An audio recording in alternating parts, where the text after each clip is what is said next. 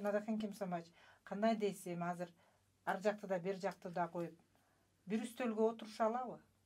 Жок, себеп бир столго отура турган деңгээлдеги инсандар керек.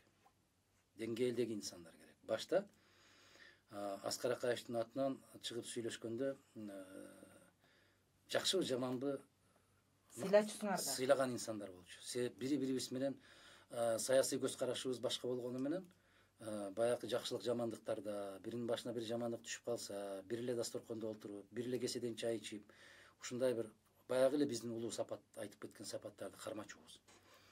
Бүгүнкү күндө ошондой үстөлгө чакырсаң отурчу киши жок. Отурчу киши жок. Ким келип отурат? Айттыңыз, өзүңүз айтыңызчы.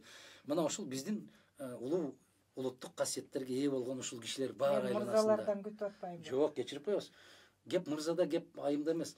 Сиз өзүңүз айтыңызчы, айланасында кайсы киши менен отурса болот?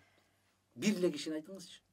Ким менен? Алар жаш болуп атпайбы? Силер акылга чакырбайсыңарбы? Ошол эле Абдил, ошол эле Жумакадыр, ошол эле Сапар, ошол эле Фарид. Кечирип коебуз. Саясатта силерден жашыраак да. Балким отургузасыңар айтып туруп. Сабатсыз адамдар ошондой отурууга чакырсаң аны алсыз кабыл алат. Алсыздыктын белгиси катары. Ал башка маселе. Бул мен геп ушундан айтып атам. Геп сөздү бага билген. Сөздүн баасын, сөздүн баркын билген. Инсандар жөнүндө сөз кетип баратат. Бир нерсеге шерттешсең, шертти бекем кармап турган. Алар шерттешип алып эртең кожоюн башкача десе, башкача ойт берип кете тургандар менен отуруунун кажети жок. Мен эчен мезгилден бери айтып келатам. Келгиле кеңешели. Макул отуралы. Эгер Мадумаров жаман деп эле жанакы жүгүрүктөрүнүн телесинен, жүгүрүктөрүнүн гезиттеринен жаздырып атат, эмнеси бир айтчы, мынау жериң жаман. Же мен жаман экенимди далилдейт. Далилдечи. Мен же болбосо мен өзүмдүн пикиримди айтайын. Анан бул уурдап алды, бул жеп алды, жеп алса сен эмне үчүн отургузбай атасың? Бул калп айтып атат деп кыйкырып атат. Мага Зарылбек Ырсалиев бир мындай салыштырма берген экен, абдан жакты мага ушул салыштырмасы. Окудуңузбу? Жок, мен Өмүрзактыкын окудум. Эки жака байлап койгон иттей болуп ыркырашып. Трибунанын башкы редактору берди. Өмүрзак бериптир, бирок ошону Зарылбек Ырсалиев айтыптыр. Сизге айткан. Жок, айтыптыр дейм, гезитте ушундай деп айтыптыр. Анан кой берип койсоң эле барып эле анан кийин жытташып эле кучакташып калышат деп. Аябагандай образдуу. Мага да жакты. Абдан образдуу бир кайсы топ болбосун ушундай ырылдаша берет да. Мына канча кишилерди айтты. Бул жеп алды, бул жутуп алды, бул эмне үчүн отургузбай атасың? Эмне үчүн бир саясий компания бүтөрү менен кой берип коюп атасың?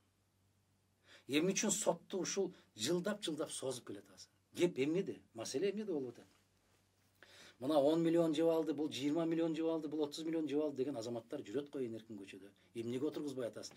Элдин бүгүнкү күндө ишенимдин жоголуп баратканы ушундан болуп атат. Дахан, азыр мындай бир тенденция түзүлүп калды да мына.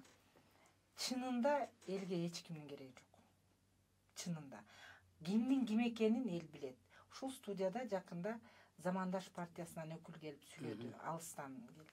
Мага жакты ушул жигиттики. Атын да билбейт экен, бирок айтты. Булар ызылдашпай дейт, тытышпай дейт, 17-жылга баралычы дейт. Биз билебиз дейт. Президенттин да ким экенин, оппоненттердин да ким экенин. Анткени бир акырдан тамак жешти да 10-жылы. Туурабы? Чоң акыр деген чоң акыр да. Ага чейин де жешти. Анан ошон үчүн биз аны билебиз, тынч өткөрүп берип, тынч кетишсинчи сый менен дейт. Анткени эл чарчады, улам эле биз жөнүндө эмне маалымат бар эле, массалык маалымат каражатында дүйнөлүк. Кандарды качырган, коррупцияланышкан. Аянтта күйүп аткан дөңгөлөктөр. Дөңгөлөктөр. Кудай сакта, караңгы жерден көрүнө калса, эсиңе оп кулай турган, баягы капкара кийинип алган жигиттер. Ушундай эле маалымат бар эмес беле. Эл ошондон чарчады дагы. Эми биз тынч эле эл бололучу. Мен тарыхчы катарында, улут катарында калып танууда бийликке болгон кадыр баркты дагы урматтай билиш керек, бийлик тарабы дагы. Эл ошого келди азыр. Чыдайлык деди. Мен ошону чакырсам, Жылдыз, мен ошону чакырып, мына 3 жолку шайлоодо тең тынчтыкка чакырсам, азыр гезиттерге жазып атпайбы? Эмне кылмак эле, утуп келген жеринен өзүнүн добушун коргой албай калган жигит деп. Коргош үчүн эмне кылыш керек? Согуш керекпи? Же атыш керекпи? Атыш керекпи? Мына ушул маданияттуулук, өзүңдүн напсиңди тыя билүү, өзүңдүн ички эгоңду жеңип, туура. Ошол эрдик азаматтык көрсөтсөң, бул алсыз, бул тура албайт, бул коргой албайт. Бүгүнкү күндө коомго эмне керек болуп калды элге? Элге урдум, жулдум, жуттум, алдым.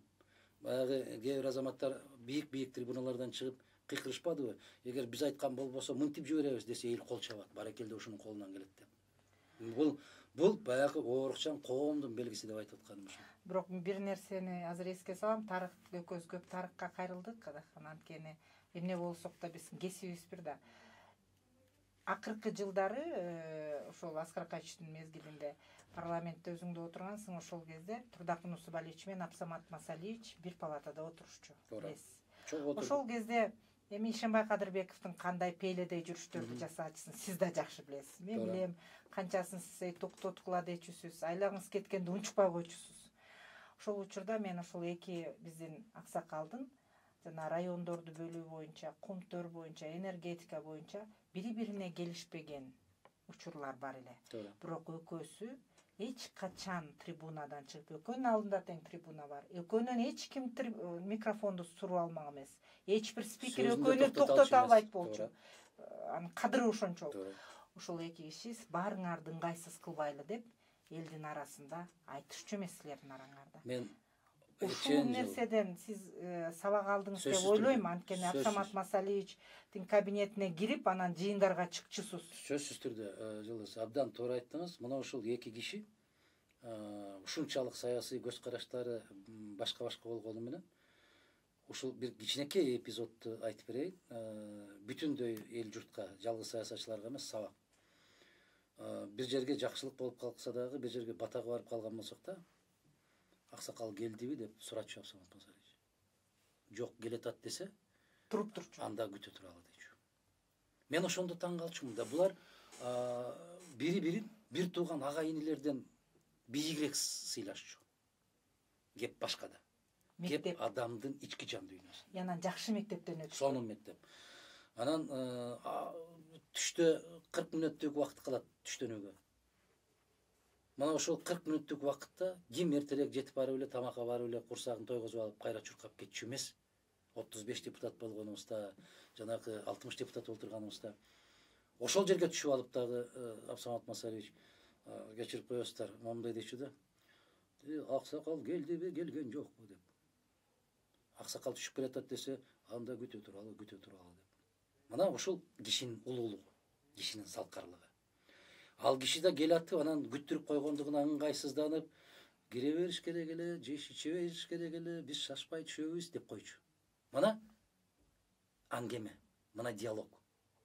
Караңыз, туу чокусу маданият. Бүгүнкүлөрдөн ошондойду күтсө болобу? Эч качан, жыты да жок. Эч качан жыты да жок. Анан кайсыл жерге барбайлы, батага барабызбы, тойго барабызбы, мына ушул субординация деген абдан каттуу бекем сакталчу. Бирок булардын учурунда да далай кыл чайнашкан. Алар кабинеттен чыгарышчу эмес да. Кабинеттен чыгарышчу эмес, үчүнчү киши укчу да